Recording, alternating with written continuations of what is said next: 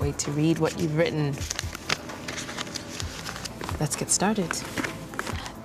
Dear Lupita, I must ask you what you would have done differently if you would have read a book like Sulwe when you were younger. This is from Priscilla. I think I would have learned to love my skin a lot sooner. I think that's the power of books, is that when you can see yourself reflected in a character, you feel less alone, you feel less weird, and just more accepted. How has acting affected your confidence? Ooh. I think it's made me face my fears, you know, on a daily basis. Every time I go to act in front of people, there's only so much I can control about the moment. That's when you can really discover the most about yourself and actually achieve things beyond your wildest dreams. Emily, 16. What are your top tips for ensuring you stand out from the crowd? Dr. Seuss says it best. There is no one who is youer than you. That's what he says. And it's true. I think when you're the best version of yourself, standing out takes care of itself. Elizabeth, age 4. Would you like to have a dinosaur party or a unicorn party? I adore that question. I think unicorns, there's more color. What is the one piece of makeup that makes you feel most confident?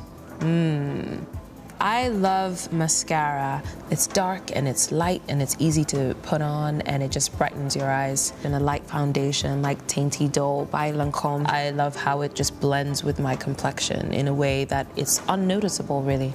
What's more important, being successful or being kind? What do you think success means? Because I think sometimes we think that success means how much money we have in our pocket and how many people follow us on Instagram, when really I think we get to define it for ourselves, what makes us happiest. And I think there's a way to be kind and successful and be successful at being kind. Are you excited when you step on set? How do you overcome stage fright? Oh, I love having stage fright because it's a reminder that I'm trying something new, that I'm gonna risk something and hopefully in the process learn something. Basima, Lupita, how do you cope with the pressure of being a strong woman in a male-dominated industry? Woo! Okay, Basima.